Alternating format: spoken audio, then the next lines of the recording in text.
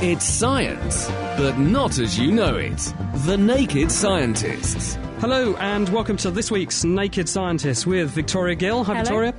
Also with Dave Ansell. Hi there. And with me, Chris Smith. Now, this week we're going to be getting our teeth into how scientists are analysing carnivorous plants to try and find a new source of antibiotics. We've also got news of a new underwater glider for exploring the ocean depths, and we'll be finding out how scientists have discovered the inner workings of a hunger hormone, so there's hope in future for an anti-appetite pill. That's all on the way. Victoria. Thanks, Chris. This week it's also our science question and answer show, so we'll be tackling your science questions, plus getting to grips with this simply shocking question. Hi, this is Robin. I'm calling from California in the USA. I had a question about electric eels. I was wondering, how do they themselves do not get hurt by the electric shocks that they use to communicate or stun prey? And since they're in water, how far does the current carry? So how do electric eels avoid self-electrocution? Keep listening to find out. The answer's on the way. And in this week's Kitchen Science, I'll be showing you how to tell the difference between a can of diet and full sugar fizzy drink, even if you can't read what it says on the can. To have a go, grab a can of normal sugary drink and a can of diet and a sink full of water. Or a bucket, presumably, as well, Dave. Indeed. Thank you, Dave. So if you've got a question for us, it is our Science Q&A show, then we want your questions in now, and the wackier the better. Chris at thenakedscientist.com. The Naked Scientists podcast, powered by UK Fast, the UK's best hosting provider. On the web at ukfast.net. Well, let's kick off, as we always do, with a look at what's been breaking science news headlines this week. And this one's really got me intrigued because I used to have a carnivorous plant when I was little, Victoria. So how are scientists analysing them for antibiotics? This comes out of a group in Japan who have analysed the carnivorous plant, which is known commonly as the pitcher plant. You might be familiar with it. It has these beautiful bottle-shaped leaves. Its Latin name is Nepenthes alata, but we call it the pitcher plant because it contains this gooey substance at the bottom of its leaf bottles. And what this substance does is it smells very, very sweet. So it attracts insects to the edge of this bottle, and then they're overcome by the fumes and they fall in, and the plant dissolves the insect and eats it up and uses its nutrients to grow. So where does the antibiotics come in then? Well, this is the interesting thing. These scientists have now analysed exactly what is in this bottle of protein goo, and it's just a mixture of proteins, but they've separated them all out and they've identified them, and they have an exact recipe for what's in this pitcher. So this is plant digestive juices, if you like. Yeah, exactly. So there are enzymes in there that digest the insect, but also there are antibiotics, antibacterials, because the plant wants to suppress any bacterial growth while the insect is dissolving and rotting away, so that it can use as much of the nutrients from its victim as possible. So the bacteria don't steal the plant's lunch, effectively? Exactly, because otherwise if the bacteria were growing, they'd be using the nutrients that the plant could use. So the plant wants to suppress those so it can get as much from its lunch as possible. It's ingenious. Do these antibiotics bear any resemblance to the ones we already use in hospital, or is this an entirely novel class? No, they're not novel compounds. The reason they know exactly what's in this recipe is because they're able to match up what they found with a public database. But it's an interesting source of natural compounds that have antibacterial properties. I wonder if plants suffer from superbug infections as well. Now, it's often been said that we've seen more of the surface of Mars than we have of our own planet. This is because 2/3 of our planet is covered with ocean, which, although you can see through a few metres of it, by the time you get to 1,000 metres, it's essentially opaque. So you can send probes down to visit the bottom and have a look and see what's going on. That generally requires a huge, expensive ship on the surface to power the probe and to get it to where you want to and be able to just support it in general. Now, various groups have come up with ways of moving autonomous robots around the oceans powered by the water itself. If you may have played with a paper aeroplane. If you throw it, you get up to the top of something high, you throw it, and it gently glides down. So it's using its potential energy to turn into kinetic energy, and it will move as it glides along. So does the same trick work underwater then? It works exactly the same trick. All you've got to do is make a submarine which is slightly heavier than water, and it will give it some wings, and you can get it to glide down gently. You can only get it to glide about 5 times further than it falls. So if you sink into a deep ocean, you can sink 4 kilometres and you can glide about 20 kilometres on that. So you could then go down, it wouldn't cost you anything to get this thing down there, but how are you going to get it back up again? Because that could be a problem. Yeah, because if you've got a beautiful glider stuck on the bottom of the ocean, it's not a lot of use anyway. No. So what you do then is you just make it slightly less dense than water. You pump some oil or some water out from inside the submarine, you make it float, and then it can actually glide upwards, because now it's trying to float, so you can glide upwards up to the surface again. So people have been doing that for a while, but the problem is you need something to pump the water out of it and make it float, which takes quite a lot of energy. Now, a company called Webb Research has come up with a beautiful way of doing this. What you do is you use the difference in temperature between the surface of the water and the deep ocean to get you that energy. Because the surface of the ocean, especially in tropical areas, may be 20, 30 degrees centigrade, but the deep ocean's down at 2 or 3. So you pick a wax which will expand as it gets hotter. And so as the thing comes up, it heats up, the wax expands, and you use that to compress gas. So then once it gets down to the bottom of the ocean again, you can use that compressed gas to push the oil out, make the thing bigger, and float again. It's like the submarine equivalent of a Toyota Prius, really, isn't it? It's sort of a hybrid car, but for underwater use. It's even better using entirely renewable energy, because it's just using the heat from the sun, essentially. And they've just got a prototype of this working. They've had it driving around the Virgin Islands basin for about 1,400 kilometres with no one having anything to do with it. So you can go a long way with this, and so that means you can potentially survey big reaches of the ocean semi-autonomously. They reckon that this thing ought to do 40,000 kilometres before it needs to get checked out and fixed and all the things. It does about a mile an hour, but if you take it long enough over it, and with a big enough fleet of them, because they're not costing anything to run once they're launched. You can then survey big amounts of ocean. That's the idea. And every time it comes up to the surface, you can then phone home using satellite phones. Just uplink the data. Uplink the data, and there you are. Well, back on dry land, what about this for an interesting thing? It's an interesting hormone which has been discovered in the last few years. It's called ghrelin, and it's a hormone which is produced by the lining of the stomach, and it's an appetite-stimulating hormone. So if you inject this into people, they say they feel more hungry and they will eat more. And if you inject it into animals for a long period of time, they gain weight and they become obese. So this suggests to researchers, if we could find a way to stop the action of ghrelin, then we could help people to lose weight if they need to, for example, if we want to have an anti-obesity pill or something. Now, the problem is that ghrelin in the body isn't active just as the hormone. It has to be chemically modified before it switches on. And the search to try to find out what activates it has been really challenging, and researchers have struggled to do this for a long time. But now there's a guy called Mike Brown, and he works at the University of Texas Southwestern, and they've tracked it down, and they had some help from a fruit fly to do that. It turns out that ghrelin, when it's activated, has this chain of carbon atoms, 8 carbon atoms long, stuck onto the molecule, and this turns it from inactive to an active state. So luckily, someone had done some research on fruit flies a few years ago, and some fruit flies have other chemicals a bit like ghrelin, which are also modified by adding little tails of carbon atoms onto them. And what they found when they analysed these genes from fruit flies was that the genes in the fruit flies all have this signature sequence, a special sequence written into the gene that they all carry. So this group of researchers thought, well, I wonder if the same trick works in mice for this hormone. So they went to the mouse DNA genome and screened through looking for all the hormones that had this characteristic signature sequence written into the genome, and they found 11 genes that have that, and one of them actually is the hormone that activates ghrelin. They put the gene they copied into a cell and found that when they added some ghrelin to these cells, they could turn it into active ghrelin. And so now they know the structure. It's very interesting. It adds this chain of 8 carbon atoms. It's the only hormone in the body that has an activating chain of 8 carbon atoms. So they think because it's the only one in the body, then it'll be very easy to make a very specific drug with very few side effects to block that effect, and therefore we could have an anti-obesity pill before we know it. Why is the stomach producing it in the first place? Is that when it's been empty for a while? Or? That's right. When you have an empty stomach and it wants to say, look, I'm hungry, it stimulates the brain's hypothalamus, which is where your appetite derives from, and says, look, I've got an empty stomach, I want to take on board fuel.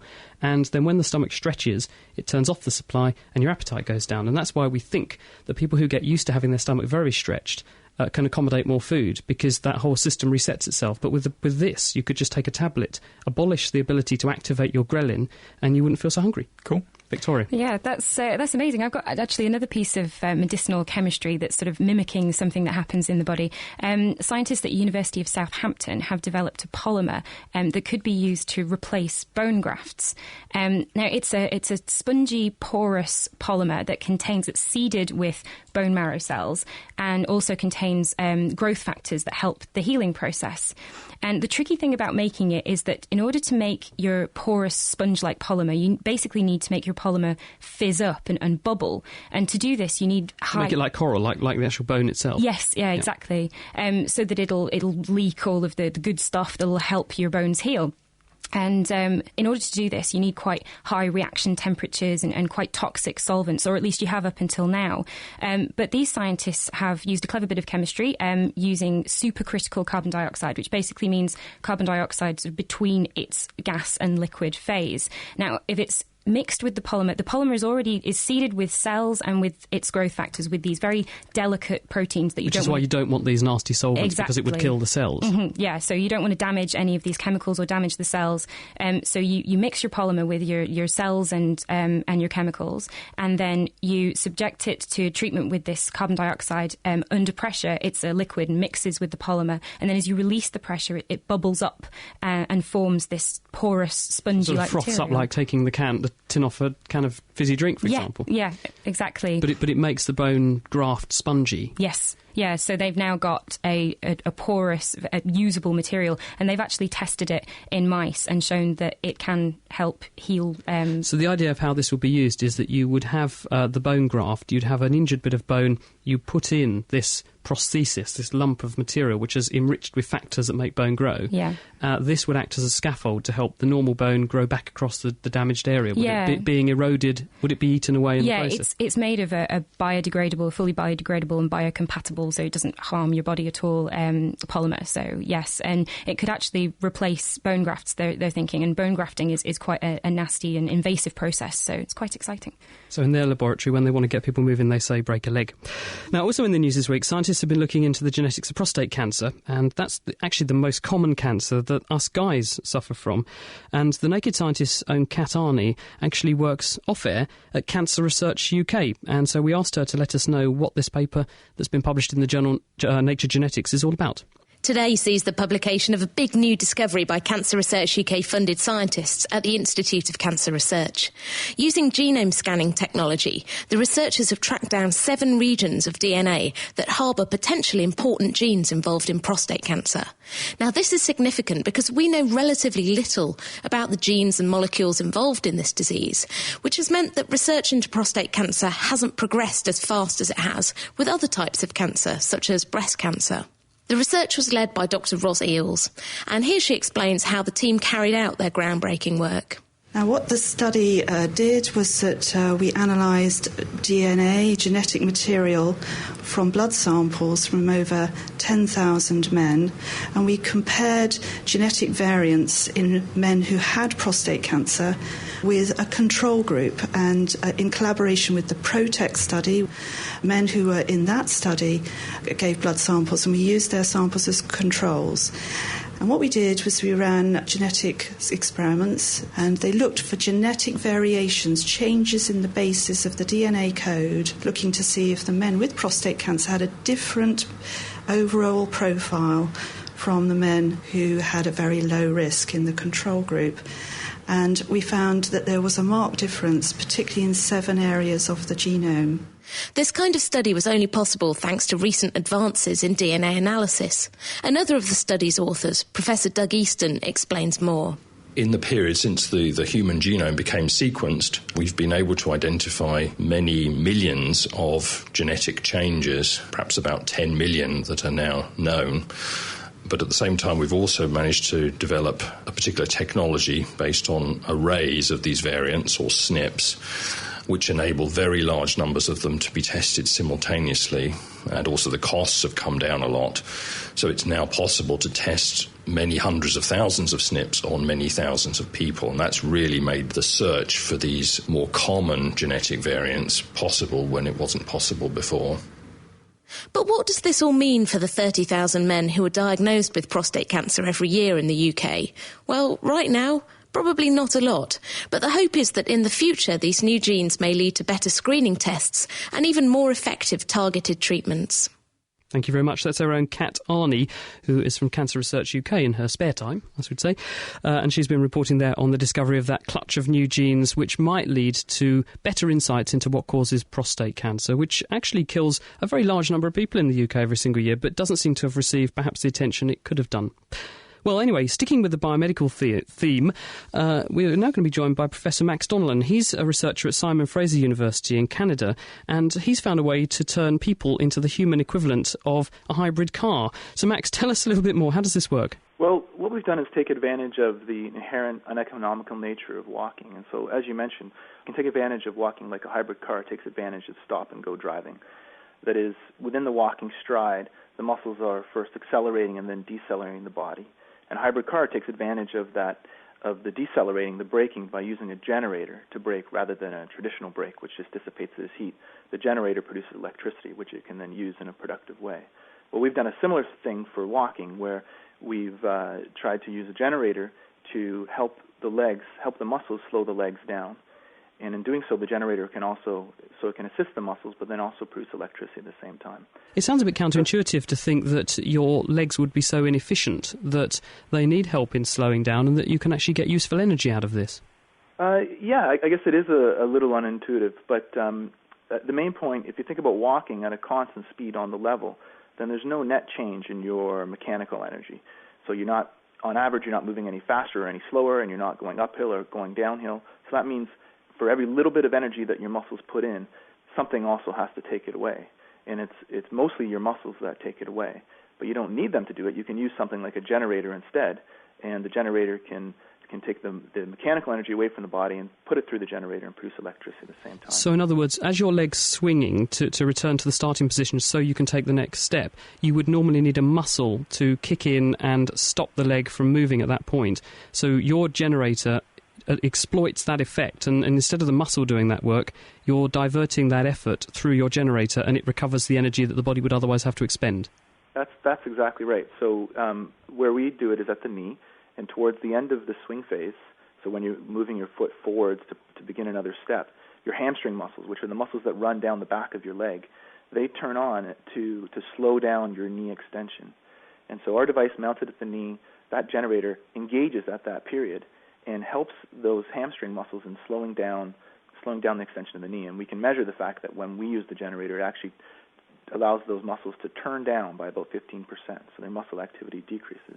And the difference in the energy expenditure is what you're generating with your device? Well, the idea is that the people actually don't have a difference in energy expenditure, that it's about generating electricity relative to not generating it. It's about the same effort that they put out, but you still get the electricity out. And so you're getting 5 watts of electricity without increasing their effort by a meaningful amount. So what does this look like, this device, when it's actually in situ on a person? Is it very ungainly? Is it going to get in the way? In the current version, I would say it is a bit ungainly. So it looks like a normal orthopedic knee brace with a chassis mounted to the side of it. And it's a bit bulky and a bit big, but that's because it's really designed for convenient experimentation, so we can pull gears out and generators out and so on. The final version will be less than a kilogram and be easily fit underneath a pair of pants. So currently too big, but no problem getting it smaller. And when someone's wearing this thing, how much energy physically are they able to produce with it? Well, there's 2 modes. One mode, they can get 5 watts of electricity. And so for context, 5 watts is enough to charge 10 mobile phones at the same time, or to produce 10 minutes of talk time for 1 minute of walking. That's not to say I think we're going to charge mobile phones in the near future, but that gives you some context for how much power. But not being flippant or anything, Max, if I want to charge my mobile phone, I plug it in. So why would I want this? Well, I think you're absolutely right that the people, for us, plugging in our mobile phone is just a matter of convenience. But for many people, their lives depend upon portable power. So consider, for example, if you had a powered prosthetic leg or a powered device that helped you walk after stroke. For you, it's not always as simple as plugging it in because, for example, some of these prosthetic legs might run out of power within 4 hours or so. So if you can use your healthy leg to generate some electricity to power your artificial leg, then you can walk further and longer and farther and so on. I was wondering whether you could put it into a mode so when you're walking down a hill, like down a big mountain, you can make it absorb lots and lots of energy, because I find that very, very uncomfortable when walking out in mountains. That's a great question. So you've hit on it exactly, that walking downhill, there's a lot more energy available because essentially what your muscles are doing is making sure that you don't arrive at the bottom at the speed that gravity wants you to. And so they're taking the potential energy you had at the top of the hill, and your muscles are dissipating it all as heat so that you walk down in a controlled way. So if you can use a generator to do that instead, you could produce lots and lots of electricity. And we find that indeed that if you walk downhill, we can get more electricity, or if you walk faster. Thank you very much, Max. My pleasure. That's Max Donlan. He is a researcher at Simon Fraser University in Canada. They've invented a knee-mounted generating system which can, as far as we know, power up to 10 mobile phones at once, which sounds very useful. Dave? Now, I think we've got Martin on the phone. Hi, Martin. Yeah, hi, Dave. What's your question, Martin? My question is that I was always told that water and electricity don't mix. After a second of stupidity, I'm not sure this is entirely true. I put a nail through my central heating pipe, and the vast quantity of water then began to drop into the ceiling space and then went through the light fitting. Now, the light fitting's not a standard rose. It's got a kind of like a 1/8 deep bowl where the wires are connected between the mains and the halogen bulbs. Now, the light was on at the time, stayed lit for well over 10 minutes until a friendly plumber, arrived on site and almost had a heart attack realising the electricity was still switched on. Question being, why didn't the house short out? Why didn't the light go out? It's a good question, Martin. So Martin's ceiling rose, his electrical ceiling rose, almost became a shower rose, Dave, but why didn't it go bang? Exactly. Do you have a trip switch in your house? We do have fuses, yeah. Fuses are just things which will break if you draw too much current. If you've got one of the trip switches, which are called residual current devices, which will trip if any current's going to earth. No. Okay. If you haven't got a trip switch, the only thing which is going to cause the electricity to turn off is if you're drawing more current than one of the fuses can take. So that would involve more than probably at least 40 or 50 amps of current. So as long as there's less current going through the water than 40 or 50 amps, then your house just thinks it's just someone's plugged in a whole lot of lights or maybe a heater in your ceiling raise. If you did have a trip switch and the water was connected to something earthed, like a water pipe your central heating system ought to be earthed, then the trip switch would detect that there was some current running from the mains to the earth, down the earth wire. They would think, oh no, something's gone wrong, the central heating system's exploded, we'll turn the power off now.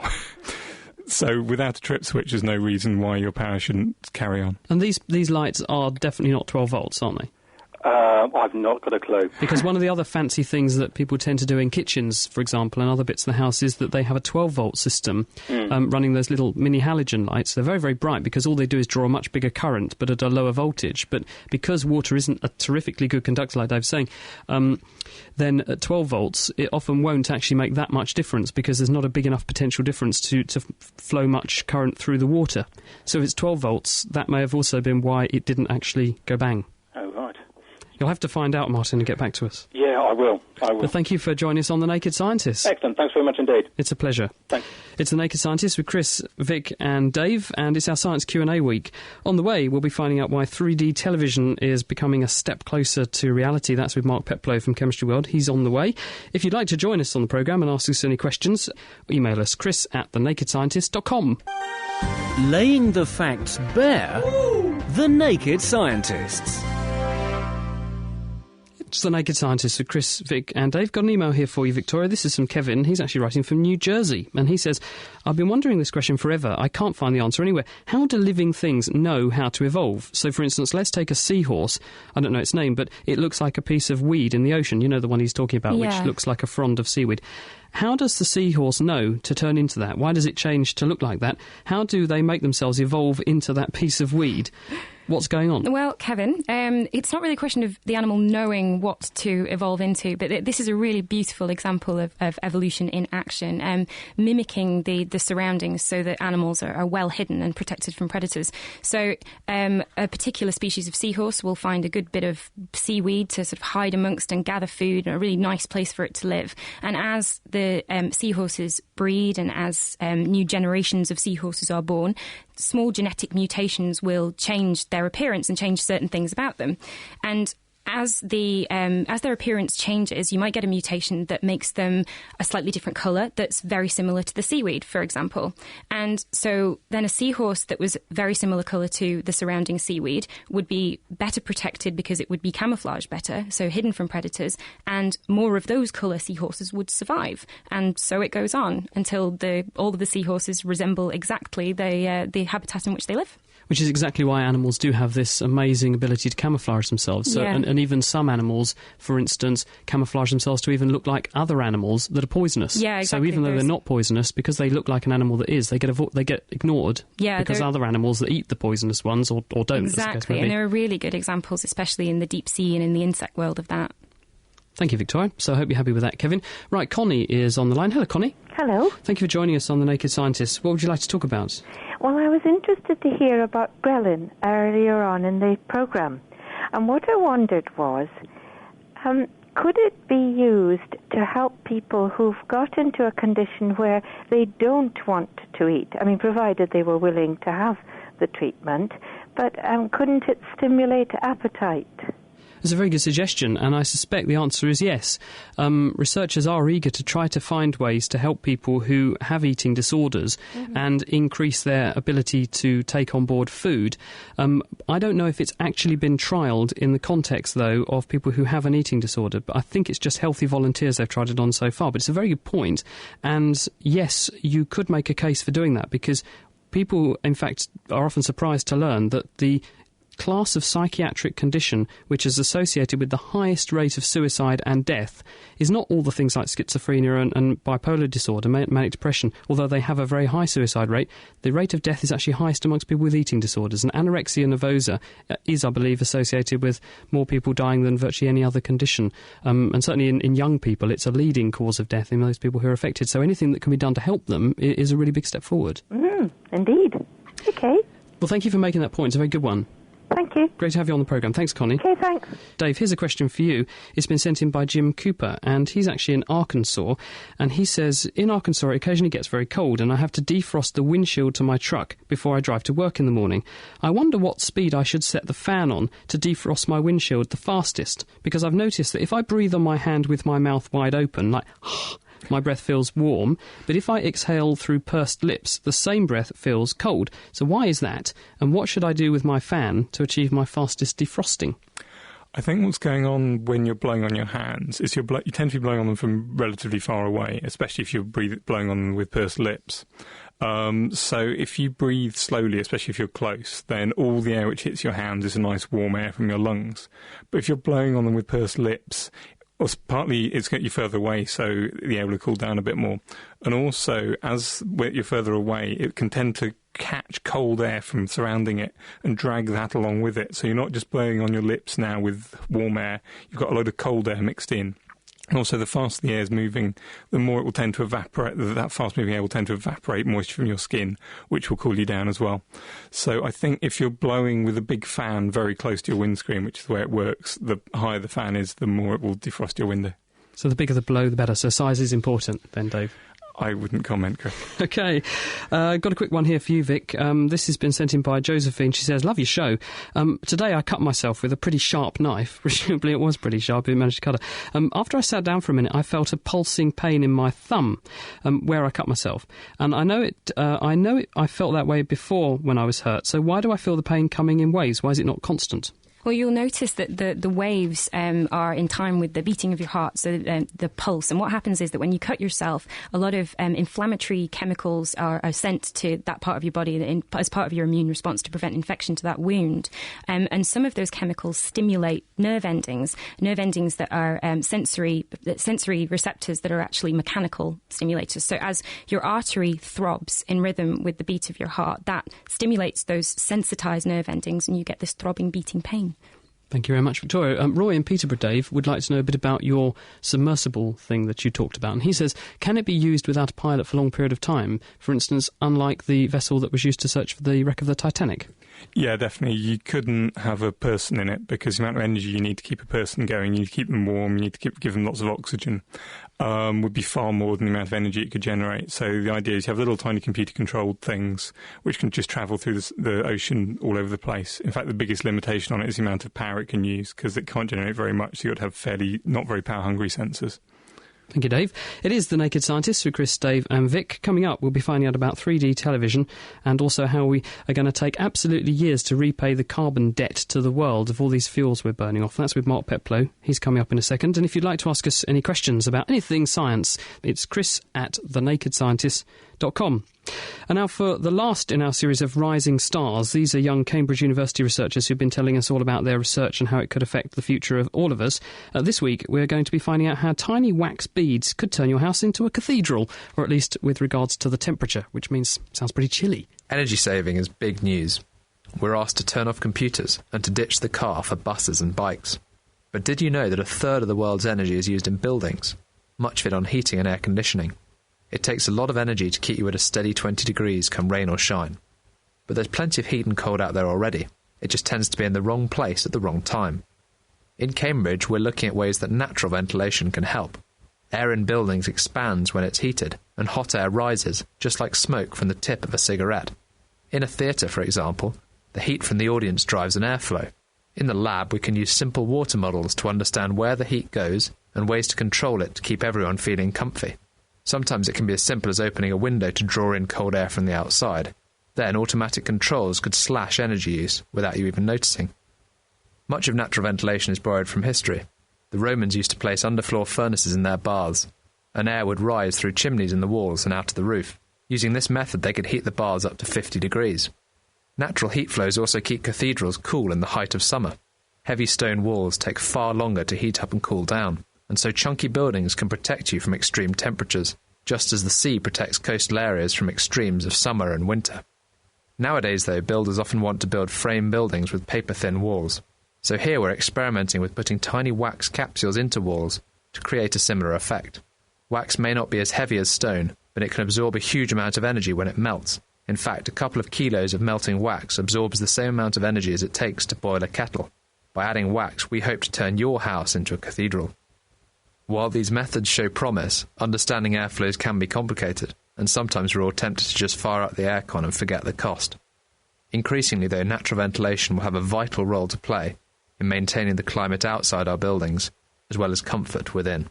Thank you very much. That was Matthew Richardson, who was explaining how melting wax in your walls could actually help us to prevent the melting of wax at the poles. So thank you very much to him. He was the last in our series of Rising Stars, young researchers at Cambridge University. Well, this is The Naked Scientists with Chris, Dave and Vic. In a second, Mark Peplow has just joined us. He'll be talking about ways in which we can actually read genetic code in future just by looking at it. And also, we'll be finding out all about the attempt by Microsoft to buy up Yahoo. That's all coming, but we've got other questions in store, and if you'd like to put your question in the pile, email chris@thenakedscientist.com. The Naked Scientist Podcast, brought to you by thenakedscientist.com. And now on The Naked Scientist, time to catch up as we do once a month with the editor of Chemistry World from the Royal Society of Chemistry. That's Mark Peplow. Hello, Mark. Hello, Chris. Thank you for joining us. So tell us, 3D television sounds fantastic, especially on the radio. It does sound fantastic, doesn't it? It's not quite around the corner, but the first major step, really, has been taken towards it. We're all used to this idea of being able to have a hologram where you effectively get this image which gives you the illusion of 3 dimensions. You can look around this object. A group of scientists from the University of Arizona have now managed to make that hologram and then found a way to erase and rewrite it with a new image. So in theory, if you can do that frequently enough, you can actually get a moving 3-dimensional film. Now, the way that they do this relies on a special type of polymer. What happens is when you're taking a holographic image, laser beams bounce off this object from different angles, and where they bounce back and recombine, they hit this light-sensitive polymer, and it stores the 3D signal in a complex pattern of interference. Now, they've tweaked the polymer that they use with a special dye molecule and found that as long as they put an electric field across it, it means that the dye molecules are shifted, rotated, if you like, when the laser light hits them. That means that it takes them about 3 minutes to draw a full image, and then another blast of laser light effectively resets the dye molecules, ready for the next image to be written. The 3 minutes, that's not a very fast frame rate, I know, if I'm Chris, honest. I know. I guess the crucial thing about this is that it's a proof of principle that it can be done at all. We talked to a hologram chemistry expert called Colin Davidson, who's at the University of Cambridge here, and he pointed out that there's a lot lot of work gone on in this area, but nobody's really demonstrated this ability to do this so reliably and at least repeat time after time again. So it's going to be a little while before we can have a game of chess like they do on Star Wars with those kind of figures that really acted out on the board for us. Yeah, absolutely. Although that would be so cool, wouldn't it? I can't wait for those days, actually. Now, what's this about biofuels and carbon debts and things? Yeah, biofuels are beginning a rough ride lately. The Royal Society, which is Britain's major academy of sciences, has put out some major warnings recently about policymakers rushing too quickly to adopt new biofuel policies. The idea is that rather than burning petrol, which we get from oil out of the ground, wouldn't it be better to get our fuel for the car from plants? Plants grow by sucking up carbon dioxide out of the atmosphere, and we're trying to reduce the amount of carbon dioxide we're putting out to reduce the rate of global warming. That's good, isn't it? You want plants to take CO2 out of the atmosphere and turn them into stuff you turn into fuel, so there's no net carbon gain. So why should there be a problem with that? Absolutely. Well, the devil is in the detail, as with all of these things. And as people have started to grow more and more biofuels, a good example is sugarcane in Brazil, where they turn that into fuel for cars, ethanol fuel for cars.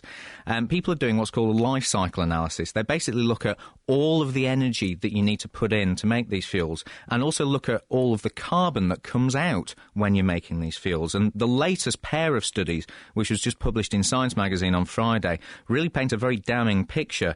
Effectively, they say that when you cultivate land to grow pretty much any kind of biofuel, you rack up this carbon debt. You're releasing so much carbon that was trapped in the soil that it can take sometimes centuries to repay that carbon debt through the advantages of using biofuels. So I suppose the moral of this story is there's no quick fix, is there? Absolutely. I mean, it's interesting because people often talk about the Brazilian situation using sugarcane as probably the best biofuel to use. They found that it still took 17 years to repay the carbon released when, for example, a random tract of savanna was ploughed up to actually plant that stuff. So there's lots and lots of things to consider rather than just the here and now. Absolutely. Now, what's this about reading the genetic code directly? Because this sounds amazing. Yeah, I mean, this sounds like really Star Trek stuff, and it's really exciting, actually. We're all used to this idea of DNA fingerprinting.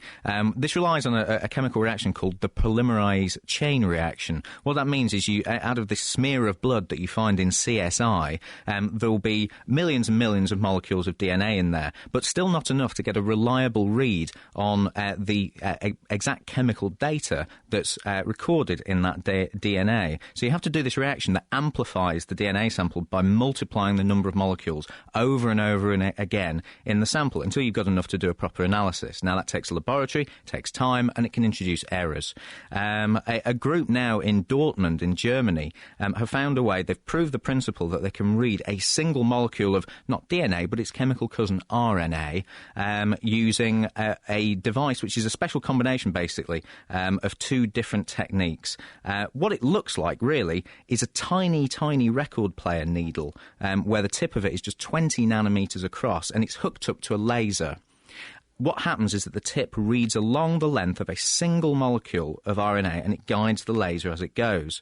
Now, that laser will illuminate that particular section of the molecule, and the light that comes back carries the characteristic signature of the chemical bases, as they're called, which holds the data in RNA. And they've proved that although the laser blast will illuminate maybe half a dozen bases at once, because the tip moves along it one base at a time, they can literally read along and show that as they move this tip along, they can pick up each base as it comes along. Now, at the moment, this requires some big bits of kit, and it's pretty time consuming, but again, it shows that you can read this single molecule of genetic code, and because of the advances that have come along in these sorts of techniques, it means that over the coming years, this should get faster, cheaper and easier.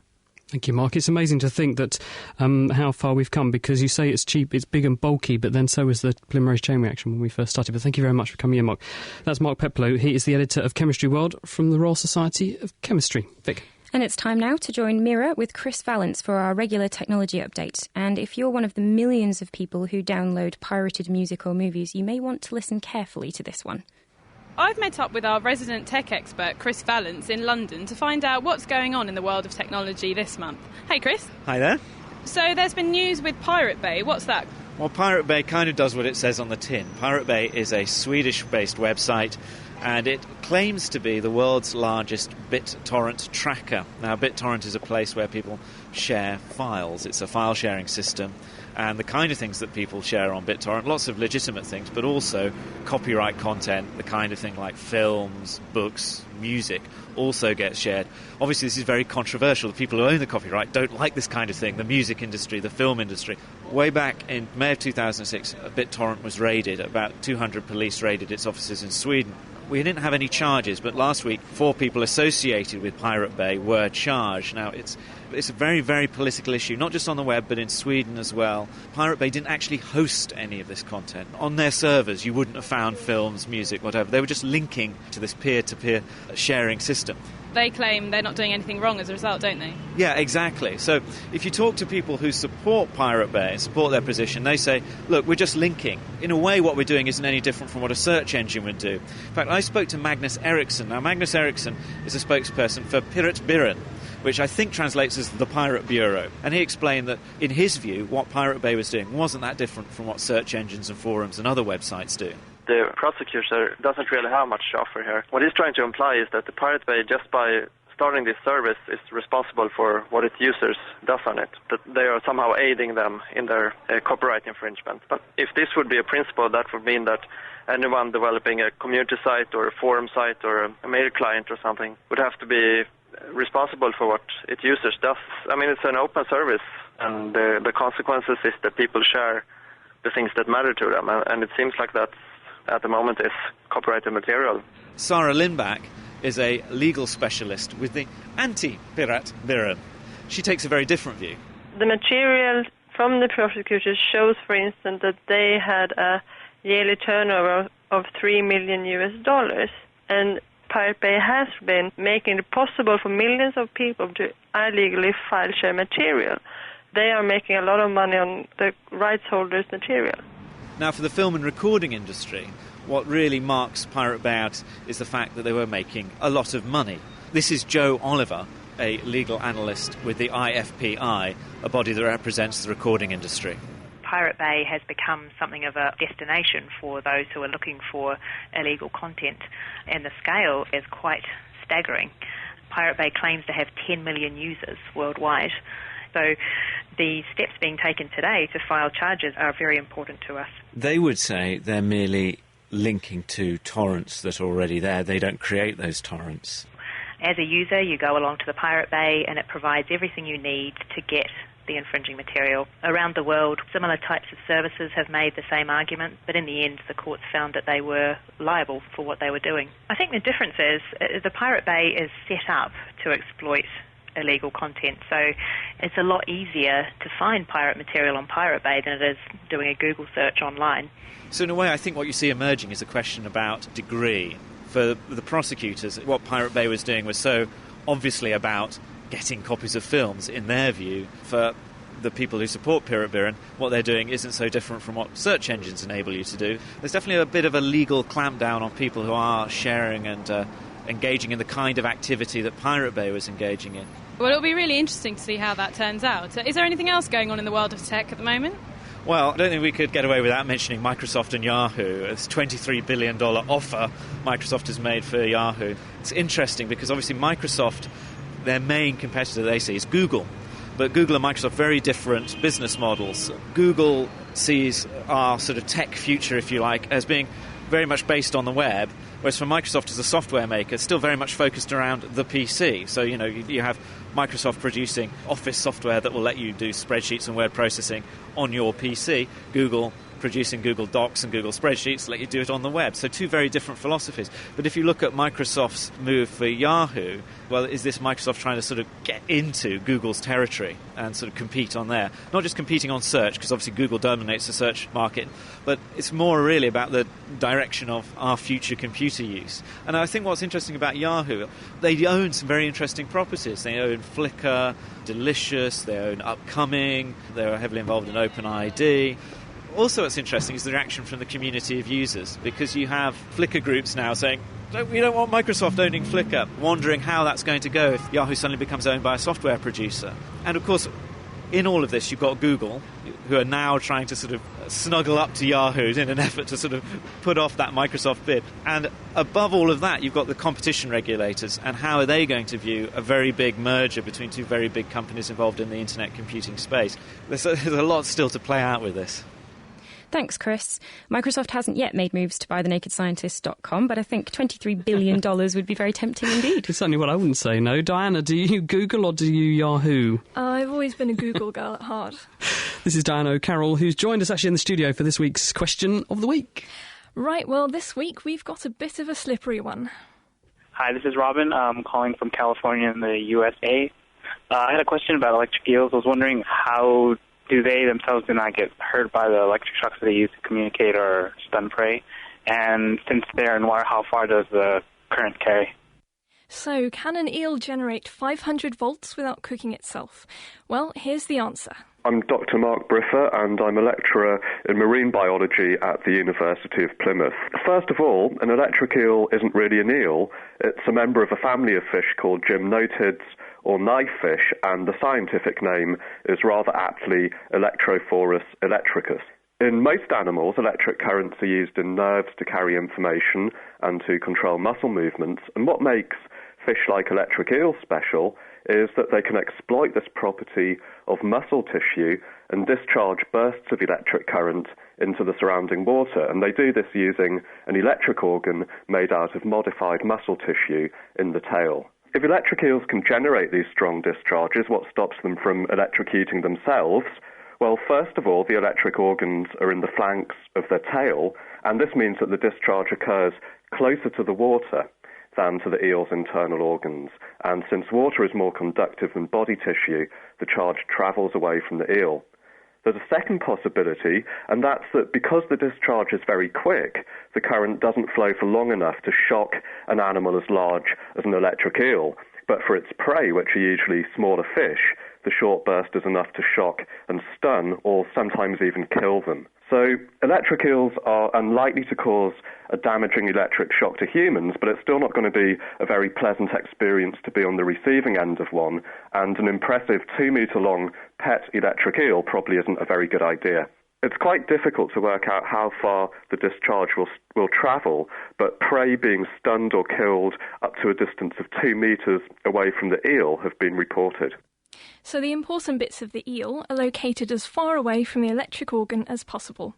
Dr. Carl Hopkins from Cornell University also told us that the eel's vital organs are surrounded by a fatty layer, which acts as an insulator. We've also had a comment on the forum by Sophie Centaur on how engineers get around a similar problem in radars. They put in diodes, which are one-way valves for electricity, which will stop that big shock coming back from the radar into the sensitive electronics. But I've never heard of a diode in a fish, so it's probably not how eels do it. Yeah, that's quite a novel way of looking at it, I think. Anyway, back to the more human method of communication, writing. Hi, this is Thomas from Uttlesford, and I'm a science teacher. This is my question. What is the smell of old books? The older the book, the better it smells. I'm not talking about the old mouldy smell of an ill-kept book. I'm talking about the heartwarming smell of a book you've loved and kept for 20 years. So what is the smell of old books? And after that one, we'll be looking at the sources of smelliness. Hi, I'm John Montserrat from Cambridge, Mass. in the USA. When I hear music, I have a perception in my brain about how noisy it is. Loud things always feel loud to me, and quiet things always seem quiet, of course. It doesn't matter whether it's a high note or a low note or a trumpet or a piano, my sense of how big the noise is always accurate. So my question is, how accurate is my sense of bigness for smell? When I sense a very strong smell like rotten food, does that mean there's a lot of this odor in the air? Or can my nose play tricks on me by being super sensitive to some smells that are actually tiny? So if you know what makes a book smell so good, or why one is more intense than the other, get in touch by emailing questionoftheweek@thenakedscientist.com or put your ideas in our forum. That's thenakedscientist.com/forum. Were you into scratch and sniff, Diana? It wasn't really my Because I had thing. a scratch and sniff sticker book. Did you have one of those? No, I used to have scented pencils, though. That's quite girly, But I guess isn't that's it? not what he's asking. Diana O'Carroll, thank you very All much right, for joining us thank for you. this week's Question of the Week.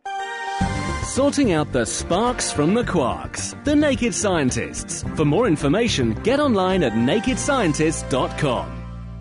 And this is The Naked Scientists with Chris, Dave and Vic this evening. And it's time for a bit of kitchen science, as we always do. So, Dave, what are you do? You've got a bucket of water in a radio studio. Does Health and Safety know about this? Because they banned Pancake Day this week. I don't know what they'd have to say about that. Let's not discuss it too deeply with them, shall we, Chris?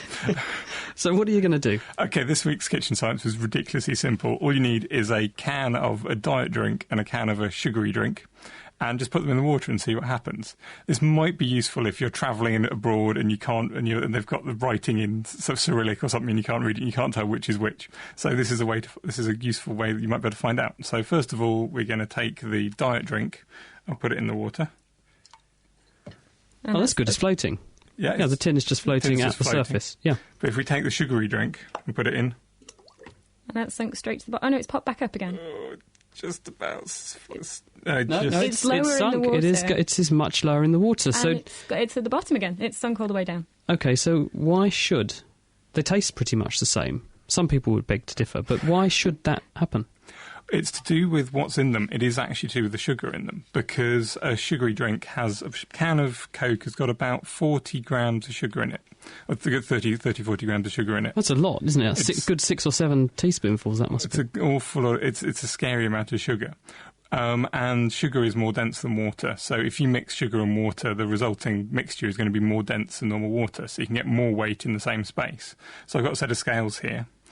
You're actually going to weigh a tin of diet and a tin of full-fat fizzy. So first of all, we'll weigh the Diet Coke, which is at about 348 grams. Okay.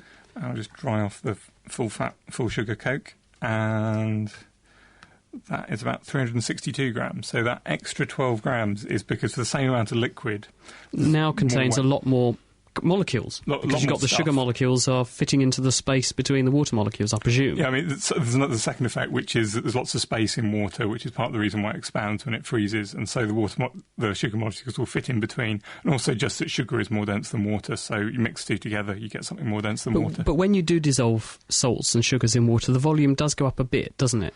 It does go up. In fact, I was trying to do this experiment last night, and it goes up quite a lot.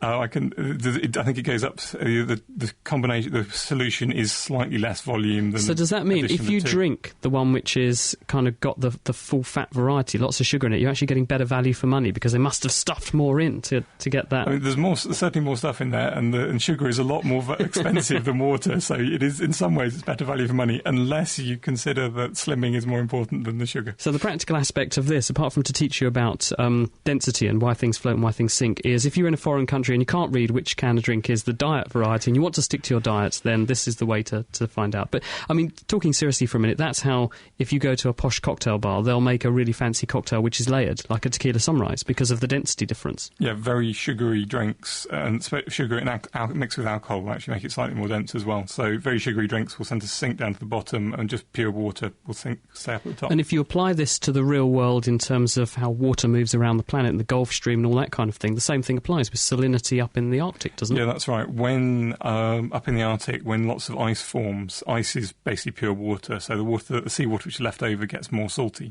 I'm getting slightly worried with this bucket of water on my knees and waving my arms about. I was worried as us, because Petro told me that they couldn't make the tap work, so they had to wee in the bucket. Would that have affected the density? It would in fact increase the density of the water, so the cans would be that more might be, it would have sunk better if it had been pure water. It would float better. It floating better. The other one would have sunk better. It doesn't smell of wee, so I'm hoping.